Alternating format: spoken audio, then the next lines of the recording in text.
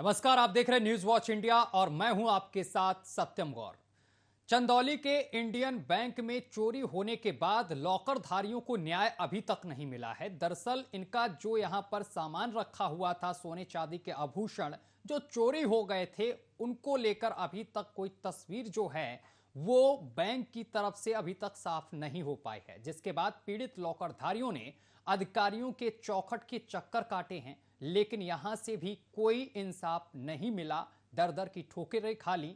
इसके बाद तमाम लॉकरधारियों ने प्रदर्शन किया है और प्रदर्शन कोई ऐसा वैसा नहीं, अनोखा प्रदर्शन किया गया है। इसमें इन लोगों ने सुंदरकांड का पाठ किया है, हनुमान चालीसा पढ़ी है और अधिकारियों की सद्बुद्धि की कामना की है। रिपोर्ट देखिए, इसके बाद इसी पर चर्चा करेंगे।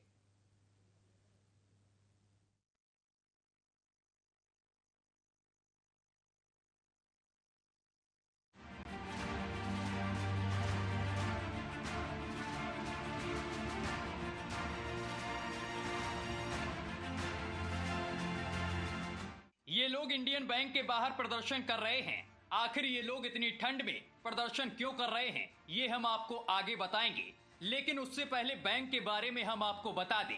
दरअसल बैंक लोगों की सुविधा के लिए होती है, जिससे लोग अपनी किसी काम के लिए लोन ले सकते हैं या फिर अपनी जमा पूंजी बैंक में सुरक्षित रख सकते हैं। लेकिन इंडियन बैंक में रखी लोगों की मेहनत की कमाई पर 31 जनवरी 2022 को चोरों ने सेंध लगा दी थी। चोरों के गिरोह ने गैस कटर से मुख्यालय स्थित इंडियन बैंक के 39 लॉकरों को निशाना बनाया था, जिसके बाद जनपद में अब तक की हुई सबसे बड़ी चोरी का खुलासा करने में भी पुलिस महकमे को नाकों चने चबाने पड़े थे। हालांकि पुलिस ने चोरों के इस गिरोह के सरगना को बंगाल से गिरफ्तार कर जेल भेज दिया था, लेकिन मुआवजे और पीड़ित लॉकरधारियों के लाखों रुपए के गहने और आभूषणों का अभी तक हिसाब नहीं हो पाया है। पीड़ित लॉकरधारियों ने बताया है कि वो जिले के प्रशासनिक अधिकारियों से लेकर बैंक के अधिकारियों तक न्याय की गुहार लगा चुके हैं, लेकिन हर जगह से लॉकरधारियों को निराशा हाथ लगी है। जिसके बाद प्रधानमंत्री नरेंद्र मोदी, उत्तर प्रदेश के मुखिया योगी आदित्यनाथ, राज्य के वित्त मंत्री, डीएम और एसपी की फोटो युक्त बैनर लगाकर पीड़ित लॉकरधारियों ने सुंदरकांड और हनुमान चालीसा का पाठ शुरू कर दिया है।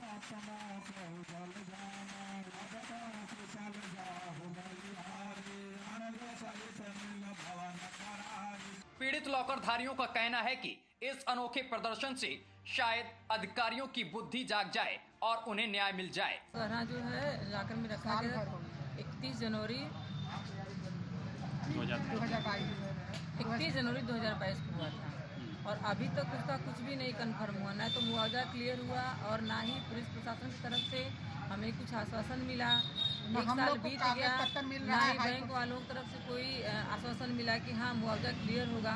और बैंक वाले जो बीमा की राशि थी वो रख लिए हैं, वो लोग अपने पास रखे हैं और हम लोगों का कुछ भी नहीं क्लियर कर रहे हैं। हम लोग दौड़ रहे हैं, इसी वजह से हम लोगों ने आज धरना प्रदर्शन किया और हम लोग अनिश्चितकालीन धरने पे थे। देखिए, ये पूरा धरना सिर्फ इसलिए है कि बैंक अधिकारियों से जो भी सूचना हम लोग आधिकारिक तौर पे या जन सूचना अधिकार के तहत मांग रहे थे, बैंक उसको या तो गलत दे रहा था या उसको देने से बच रहा था। वहीं दूसरी मांग हमारी ये थी कि पुलिस बार बार जो हमारे द्वारा दर्ज गए मुकदमे की स्थिति है उसमें न तो विवेचना कर रही थी, न तो बैंक पे कार्रवाई कर रही थी। बैंक अपनी जांच रिपोर्ट में अपनी क्लीन चिट दे रहा है, पुलिस अपनी जांच रिपोर्ट में बैंक को दोषी ठहरा रही है। दोनों। वहीं पीड़ित लॉकरधारियों के इस अनोखे प्रदर्शन से पुलिस महकमे में हड़कंप मच गया। आनन फानन में मौके पर पुलिस फोर्स समेत मामले के विवेचना अधिकारी और सैद राजा थाना प्रभारी पहुंचे और घंटों पीड़ित लॉकरधारियों से बातचीत कर प्रदर्शन कर रहे लोगों को समझाया बुझाया। अच्छा, हम आपकी बात खत्म हो गई। हाँ, हम ये कहना चाह रहे हैं कि जैसे कार्यक्रम चल रहा है, ठीक है, हम लोग विरोध करने का कार्यक्रम करेंगे। हालांकि पीड़ित लॉकरधारियों द्वारा बैंक अधिकारियों पर पिछले 6 महीने से दर्ज मुकदमे को एक हफ्ते के अंदर गुणवत्तापूर्ण निस्तारण और कार्रवाई के आश्वासन के बाद हालांकि पीड़ित लॉकरधारियों द्वारा बैंक अधिकारियों पर पिछले 6 महीने से दर्ज मुकदमे एक हफ्ते के अंदर गुणवत्तापूर्ण निस्तारण और कार्रवाई के आश्वासन के बाद प्रदर्शन कर रहे लॉकरधारियों ने प्रदर्शन खत्म कर दिया है। अब देखना होगा कि प्रशासनिक अधिकारियों की तरफ से दिए गए आश्वासन के बाद क्या लोगों को न्याय मिल पाता है। न्यूज वॉच इंडिया के लिए चंदौली से ओपी श्रीवास्तव की रिपोर्ट।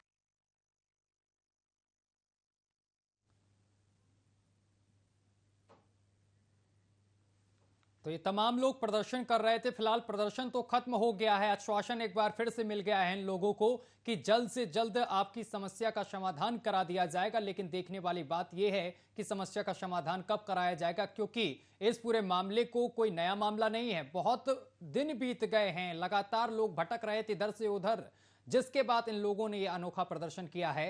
इस पर ज्यादा जानकारी के साथ हमारे संवाददाता सीधा ओपी श्रीवास्तव हमारे साथ जुड़ गए हैं। ओपी, तमाम दिनों से तमाम जो लोग हैं वो भटक रहे थे कि हमें न्याय मिले। आखिर इस पूरे मामले को लेकर क्या कुछ आपके पास जानकारी है, क्या कुछ इसमें निकल कर सामने आया अभी तक? आपको बता दें कि चंदौली जनपद का ये बहुत बड़ा लूटकांड है। इंडियन बैंक में 31 जनवरी 2022 को ये लूटकांड गैस कटर का इस्तेमाल करके अंतरराज्यीय गिरोह के द्वारा ये किया गया था जी। और इसमें कई 39 लाकरधारियों के लाकर को लूटा गया था और साथ में जी कई लाखों के गहने आभूषण को लाकरधारियों ने चोरों ने अपना निशाना बनाया था। अंतर प्रांतीय गिरोह के ये सदस्य थे। इनके सरगना जो है बंगाल से गिरफ्तार किए गए थे। और सबसे बड़ी बात आपको बता दें कि इनकी गिरफ्तारी के बाद भी इस पूरे मैटर का कहीं कोई निराकरण नहीं हो पाया। लाकरधारी आज 1 साल से आंदोलनरत है, कहीं न कहीं बार बार प्रदर्शन को बाध्य है, क्योंकि उनकी मांगे नहीं मानी गई। प्रशासन के द्वारा उन्होंने IGRS के थ्रू जो भी रिपोर्ट दर्ज कराई, बैंक के खिलाफ दर्ज कराई, साथ में जो स्थानीय सदर कोतवाली चंदौली में उन्होंने मामला दर्ज कराया, उस मामले के त्वरित अभी तक कोई कार्रवाई नहीं की गई, जिसको लेकर आज ये पीड़ित लाकरधारी आंदोलन को बाध्य हुए और उन्होंने सुंदर कांड पाठ का आयोजन कर साथ में हनुमान चालीसा का पाठ करते हुए और प्रदर्शन को अपने दिखाया। प्रदर्शन कर रहे हैं। इन पीड़ित लाकरधारियों के उग्र प्रदर्शन को देखते हुए सदर थाना पुलिस साथ में सदराजा थाना के प्रभारी सारे लोग मौके पे पहुंचे और मौके पे पहुंचने के बाद कहीं न कहीं से लगातार घंटों बातचीत चल रही थी, समझाने की बात चल रही थी कि आप लोगों को प्रदर्शन न करें, आपके मामले का कहीं न कहीं से, लेकिन जो पीड़ित जी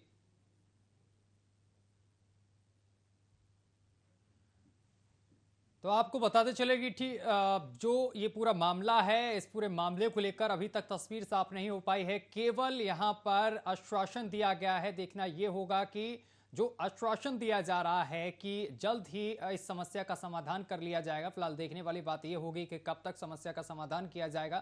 फिलहाल ये तस्वीरें हम आपको दिखा रहे हैं और कुछ ही देर में हमारे साथ विजय तिवारी जुड़ेंगे जो पीड़ित हैं। हमारे साथ जुड़ गए हैं विजय तिवारी जो पीड़ित हैं, लॉकरधारी हैं। विजय जी, आवाज पहुंच रही है आप तक? आ रही है आवाज। विजय जी, जिस तरीके से ये आप लोगों ने प्रदर्शन किया है, अनोखे तरीके से प्रदर्शन किया है, सुंदरकांड और का पाठ किया है और अधिकारियों की सद्बुद्धि की कामना की है, आखिर पूरा मामला क्या है? क्योंकि आप ये बताया जा रहा है जिस तरीके से चोरी हुई थी इस बैंक में और इसके बाद से जो आपका सामान रखा हुआ था उसको लेकर अभी तक कोई तस्वीर साफ नहीं हुई है। देखिए, ये 30-31 जनवरी 2022 का मामला है जब ये घटना हुई थी और यह घटना पुलिस अधीक्षक के आवास से मात्र 100 मीटर की दूरी पे हुई। उसी के ठीक 100 मीटर की दूरी पे पूरी पुलिस की कोतवाली है जहां लंबी चौड़ी फोर्स रहती है जी। वहां पे 4 घंटे तक गैस कटर से काट के ये लाकर 40 लाकर काटे गए और लगभग 20 करोड़ की डकैती हुई। दुर्भाग्य ये है कि इस इतनी बड़ी घटना पर घटना स्थल पर कभी पुलिस कप्तान और जिले के जिलाधिकारी नहीं गए। इसको लेकर बहुत सारा लाकरधारियों में आक्रोश था। जो भी चीज हुई सब पर्दे के पीछे रखी गई और बैंक और तथा पुलिस ने इस पूरे मामले को कम से कम मिनिमाइज करके दर्शाने की कोशिश हुई। इस पूरी घटना में आज तक पुलिस या बैंक प्रशासन ये नहीं बता पाया कि जो लाकरधारियों का क्लेम है कितने का है और ये पूरे मामले में कितनी बड़ी डकैती हुई। क्योंकि इनके पास एक एक्सक्यूज है कि लाकर में जो चीज रखी जाती है उसका कोई डिटेल हमारे पास नहीं होता, लेकिन लाकरधारियों ने लिखकर बैंक को और पुलिस को दिया था कि हमारा कितना सामान गायब है। लगभग जो अंदाजा लगाया जाता है ये पूरे मामला 20 करोड़ के आसपास का था और पुलिस ने इस मामले में इतना की कि बैंक के लोगों द्वारा जो मुकदमा दर्ज किया गया था उसमें नकली जेवरात, कुछ असली जेवरात मिला के 10-15 लाख रुपए की एक रिकवरी की। 20 करोड़ में 15 लाख की रिकवरी को ये ठीक बता रहे हैं, अच्छी कार्रवाई बता रहे हैं। मजे की बात है कि उसमें बहुत सारे नकली आर्टिफिशियल ज्वेलरी दिखाई गई। अगर चोर सही थे तो ज्वेलरी आर्टिफिशियल कहाँ से आई? और ये मामला 1 साल से लटकाया जा रहा है। हम लोगों ने बैंक की बहुत सारी लापरवाहियों पे, बैंक की कार्रवाई पे सवालिया निशान उठाया। बैंक प्रबंधन के खिलाफ 3 मुकदमे दर्ज कराए।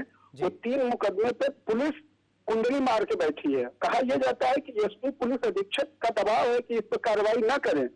पुलिस कप्तान यहाँ कार्रवाई करने के लिए बैठे हैं या कार्रवाई रोकने के लिए बैठे हैं? यही आक्रोश था हमारा। हम गए थे बैंक हमें सही सूचना, बैंक से हमने आरटीआई से सूचना मांगी, एज ए ग्राहक के रूप में सूचना मांगी। बैंक जो सूचनाएं देता है या तो गलत देता है और या तो ऐसी सूचना देता है जो हमारे किसी काम के नहीं है। इसीलिए पूरा आक्रोश था। हमने प्रदर्शन किया। हमने जिलाधिकारी से भी अपनी बात की थी। महिला जिलाधिकारी हमारे जिले में आई हैं, बहुत संवेदनशील उनको माना जाता है। मैं खुद वहां गया था। उसके बाद महिलाएं 2 बार उनके पास गई, उनसे अनुरोध की कि पुलिस और बैंक की प्रणाली की एक मजिस्ट्रेटियल जांच करा दीजिए। आप दूध का दूध पानी का पानी हो जाएगा। लेकिन डीएम एसपी ने आपस में क्या घालमेल की, क्या दोनों लोगों के बीच में बात हुई और पूरा मामला ठंडे बस्ते में चला गया। और जिलाधिकारी पीड़ितों को बुला के अपने दरवाजे पर कह दें कि अब तो एक घटना की जांच नहीं हो सकती, ये जांच हो गई। अरे देश में बहुत सारी ऐसी घटनाएं हैं जिसमें एक जांच के बाद दूसरी जांच हुई है, दूसरी जांच के बाद तीसरी जांच हुई है। गड़े मुर्दे तक कब्र से निकाल के जांच किए गए हैं। तो ऐसी घटना क्यों नहीं हो सकती? तो विजय जी, पुलिस कोई कार्रवाई नहीं कर रही है। विजय जी, जिस तरीके से आश्वासन आपको दिया गया है प्रशासनिक अधिकारियों की तरफ से, उससे आप कितना संतुष्ट हैं? क्योंकि इससे पहले भी आश्वासन आपको मिलता रहा है, लेकिन आश्वासन के बाद भी कुछ नहीं मिला आपको। पीड़ित के पास आप बताइए कि क्या सहारा है? आश्वासन, जांच तो पुलिस को ही करना है, कार्रवाई पुलिस को ही करनी है। तो हमारे पास प्रशासन और पुलिस के आश्वासन के अलावा क्या है? कानून अपने हाथ में लेंगे तो हमारे ऊपर मुकदमा दर्ज करेंगे, हमें ही अपराधी बना देंगे। वो कहते हैं कि बैंक प्रदर्शन आप करते हो तो सरकारी कामकाज में बाधा होती है। अच्छा। सरकारी कामकाज में बाधा की स्थिति क्यों आती है? कभी बैंक से पुलिस ने ये नहीं पूछा। पुलिस कभी ये जहमत नहीं उठाई कि पुलिस कप्तान ने अपने मातहत से पूछा कि आखिर इस मामले में 6 महीने से विवेचना अधिकारी क्या कार्रवाई कर रहा है? ऐसी कौन सी चीज है जिसमें कि 6 महीने में एक्शन नहीं लिया जा सका? लेकिन हमें, चूंकि हमने प्रदर्शन किया, हमने बैंक पे पूजा पाठ की, हमने इनकी पोस्टर लगाई, हमने इनकी पूजा आरती की, हमने वित्त मंत्री की, प्रधानमंत्री की, मुख्यमंत्री की। हमने 150 चिट्ठियां लिखी हैं सबको, अलग अलग तरीके से, अलग अलग समय पे। प्रधानमंत्री, वित्त मंत्री, गवर्नर, बैंक सीएमडी, सबको लिखी। एक नहीं, कई बार लिखी जी। लेकिन किसी ने कोई मदद नहीं की। चलिए, हो रहा है। कितने दिन में क्या होगा? इसमें से 6 विधवाएं हैं, 4 परिवार ऐसे हैं जिनके परिवार में कोई और सहारा नहीं है। ठीक है विजय जी, आप हमारे साथ बने रहिए। रचना सिंह हमारे साथ पीड़िता जुड़ गई हैं। रचना सिंह, आवाज पहुंच रही है आप तक?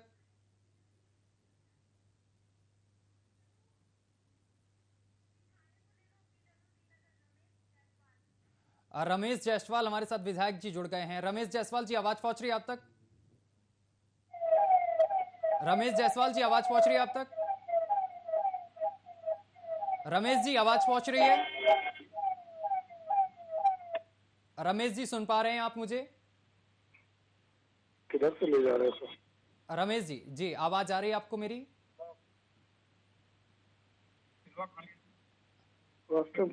हुई ना? रमेश जी, सुन पा रहे हैं आप मुझे?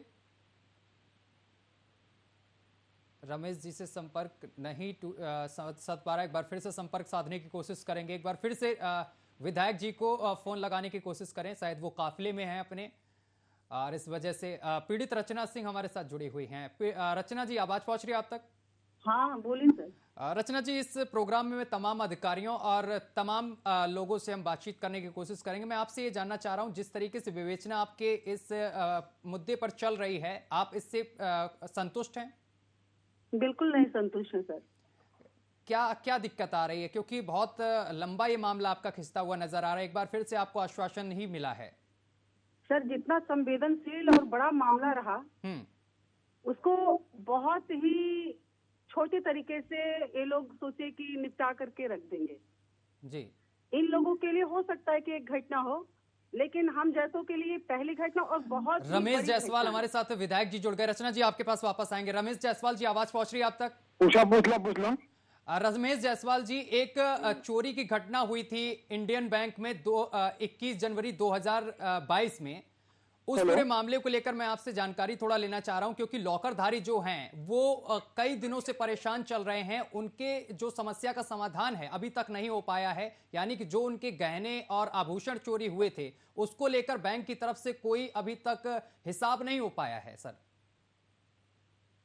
और तमाम लोग सर प्रदर्शन भी कर रहे हैं और तमाम हमारे साथ अभी पीड़ित जुड़े हुए हैं इस प्रोग्राम में। रमेश जी,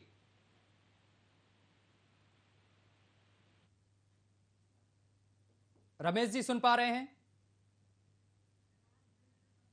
जवाब देने से कहीं ना कहीं सारे अधिकारी और जनप्रतिनिधि बचते हुए नजर आ रहे हैं। एक बार फिर से रचना जी के पास पहुंचेंगे।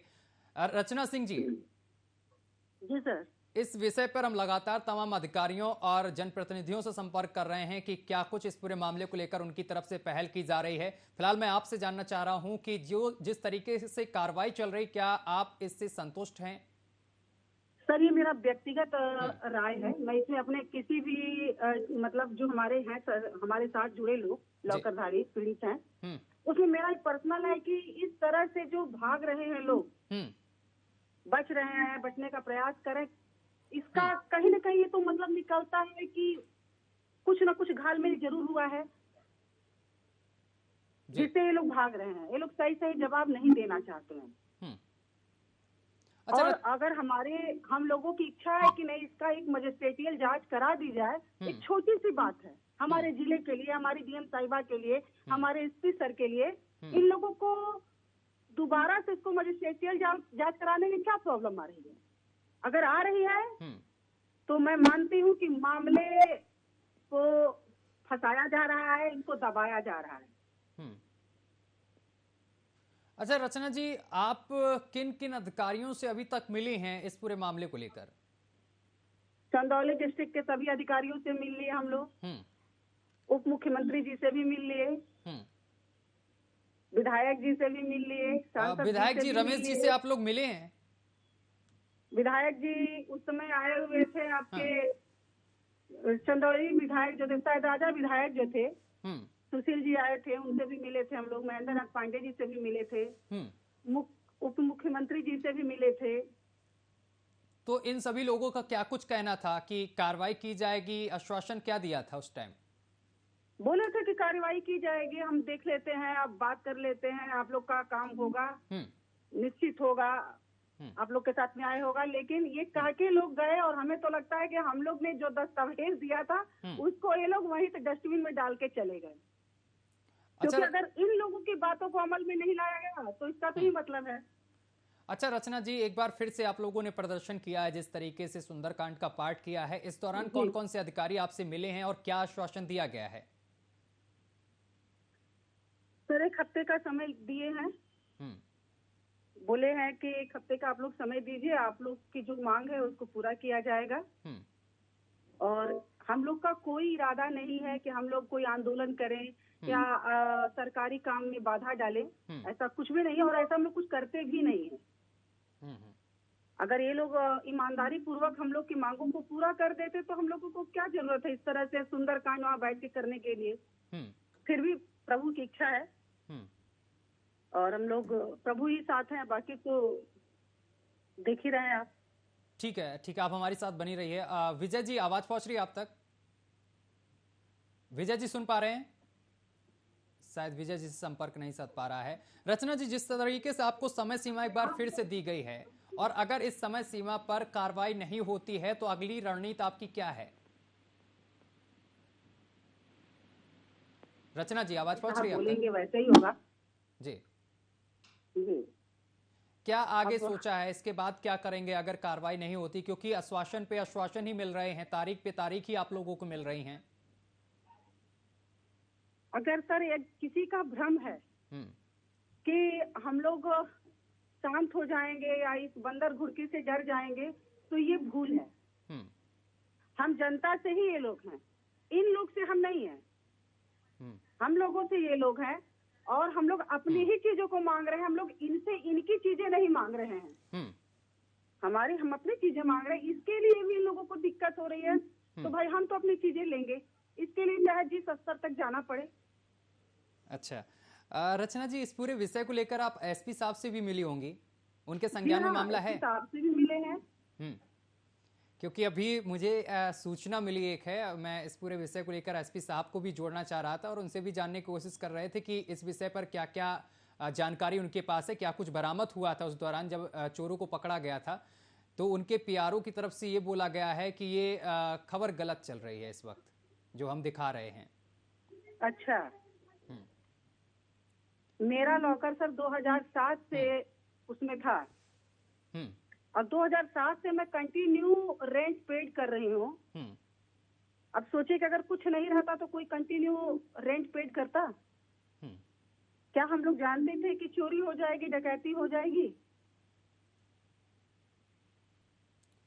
अच्छा, जिस तरीके से आप लोगों ने प्रदर्शन किया है, बार बार आपको आश्वासन दिया जा रहा है अधिकारियों की तरफ से, इस पर आप लोगों ने मांग नहीं की है? जिस तरीके से आप जांच की मांग कर रही हैं, तो उस विषय पर क्या कुछ कहना है अधिकारियों का? जांच के लिए तैयार हुए हैं या नहीं? नहीं हो रहे हैं। क्या बोले हैं?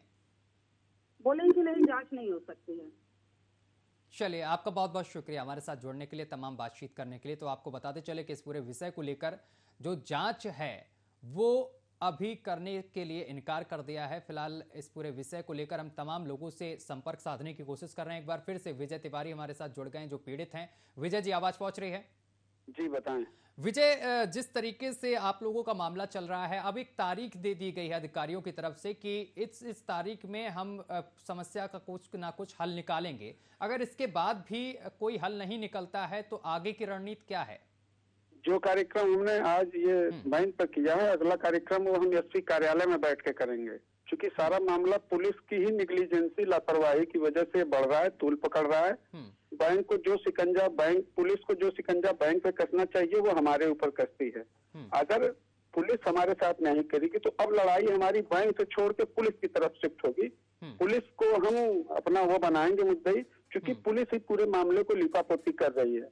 हमें पता है 10 करोड़ रुपए का बैंक का इंश्योरेंस है और 10 करोड़ रुपए के इंश्योर्ड अमाउंट में से हमें मुआवजा देना है।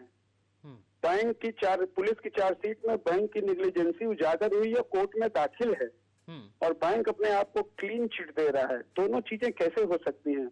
बैंक कह रहा है कि मेरी कोई निग्लिजेंसी नहीं, पुलिस कह रही है कि निग्लिजेंसी है। दोनों बातों को लेके हम FIR दर्ज कराए हैं, उसमें से इंस्पेक्टर को जांच करना है, सिद्ध करना है। अगर पुलिस की जांच सही है तो बैंक पे कार्रवाई हो, अगर बैंक की जांच सही है, पुलिस की गलत है तो पुलिस पर कार्रवाई हो। जनता को दुविधा में, धोखे में क्यों रखा जा रहा है? और ये बात इतनी छोटी सी है, जो IAS IPS स्तर की परीक्षा पास करके अधिकारी कुर्सी पे बैठे हैं, जनता के पहले से लाखों करोड़ों रुपए की सैलरी एंजॉय कर रहे हैं, उनके पास इतनी सी कॉमन बुद्धि नहीं है। ये बात मैंने डिप्टी सीएम ब्रजेश पाठक को बताई। ये बात हमने 3 बार डॉक्टर महेंद्र नाथ पांडे जो कैबिनेट मिनिस्टर हैं, यहाँ के सांसद हैं, उनसे बताई। मैंने खुद चिट्ठी दोनों चार्जशीट के साथ निर्मला सीतारमण को 2-2 बार भेजी, रिजर्व बैंक के गवर्नर को भेजी। किसी के यहाँ से कोई रिस्पांस नहीं, कोई संवेदनशीलता नहीं, इसलिए हमें इस स्तर पर उतरना पड़ा। हमको कौन सा पड़ा है कि ठंड के मौसम में हम सड़क पर उतरे? ठीक है विजय जी, क्षेत्रीय विधायक का क्या कुछ कहना है? क्या आप उनसे मिले? उनके संज्ञान में मामला है ये? देखिए, यहाँ के क्षेत्रीय विधायक जब घटना हुई थी तो यहाँ की विधायक भाजपा की ही साधना सिंह थी। उन्होंने घटना के 3 दिन बाद हमारी महेंद्र नाथ पांडे और सबसे बात कराई। जब केंद्र सरकार का कैबिनेट मिनिस्टर जो यहाँ का सांसद है, जो निर्मला सीतारमण के साथ हर कैबिनेट की बैठक में बैठता है, वो अपने आप को असहाय महसूस कर रहा है, वो कुछ करना नहीं चाहता, तो एक विधायक, पहली बार में जीते हुए विधायक की क्या हैसियत है?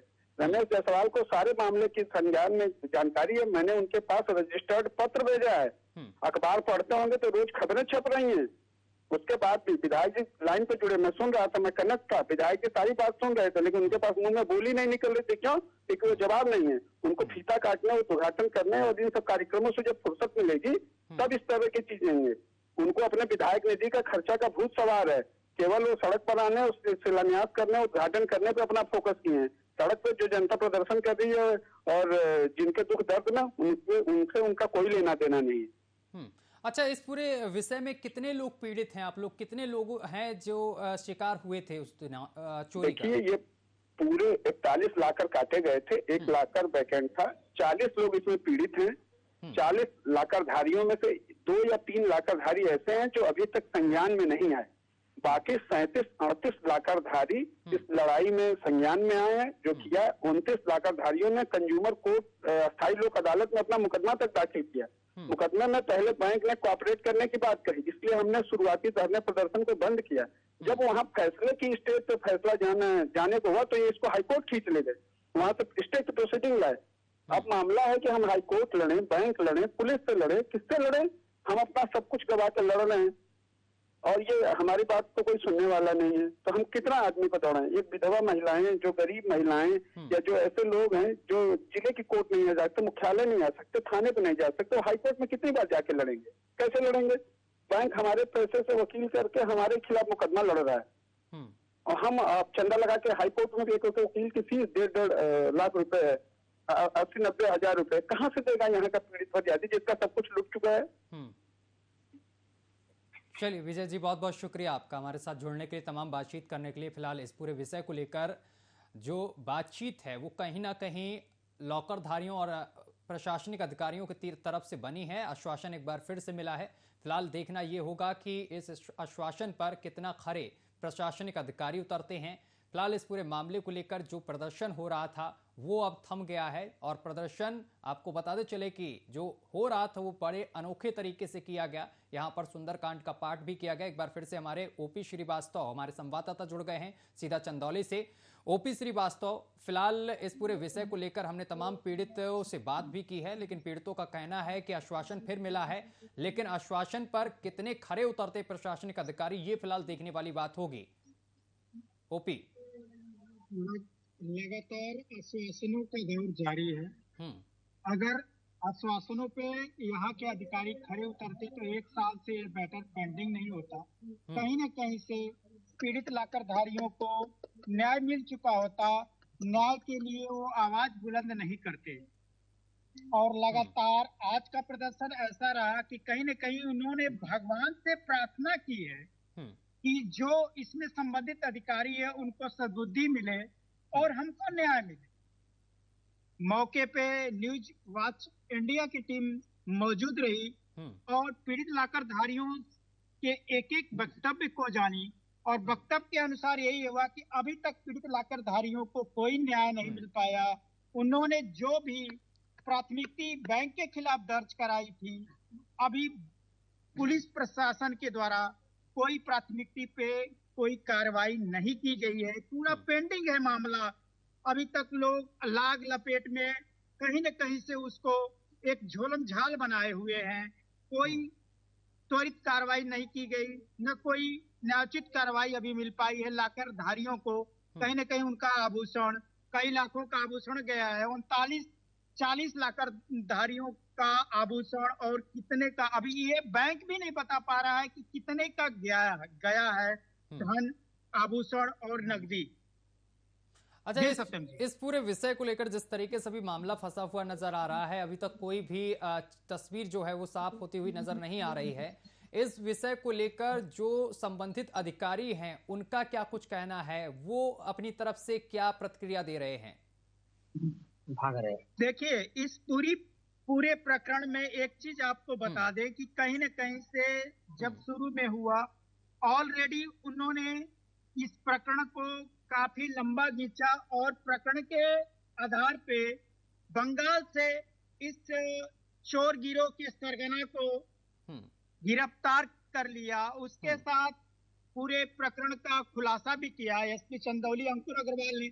उसके बावजूद पीड़ित लाकरधारियों के मुआवजा से लेके कहीं न कहीं से आभूषणों की जो चोरी हुई थी उसका कहीं उनको नहीं मिल पाया जो उनका जितना मूल्य का गया हुआ था। अभी तक पूरे प्रकरण में एसपी हो चाहे पूरे प्रशासनिक तबका जो भी हो, उसके द्वारा से कहीं न कहीं से कोई भी निराकरण नहीं दिया गया है। चलिए ओपी श्रीवास्तव, बहुत बहुत शुक्रिया, आपका समय की बेहद कमी है, माफी चाहते हैं, बहुत बहुत शुक्रिया आपका हमारे साथ जुड़ने के लिए। फिलहाल इस पूरे विषय को लेकर जो है वो आपको ये बताते चले कि इसमें कहीं ना कहीं लॉकरधारी और प्रशासनिक अधिकारियों के बीच में बात बनी है। फिलहाल देखना यह होगा कि जो यहां पर आश्वासन दिया गया है इन लॉकरधारियों को प्रशासनिक अधिकारियों की तरफ से, उस पर प्रशासनिक अधिकारी कितना खरे उतरते हैं, वो फिलहाल देखने वाली बात होगी। फिलहाल मेरे साथ अभी के लिए बस इतना ही। देश दुनिया की तमाम खबरें देखने के लिए देखते रहिए न्यूज़ वॉच इंडिया।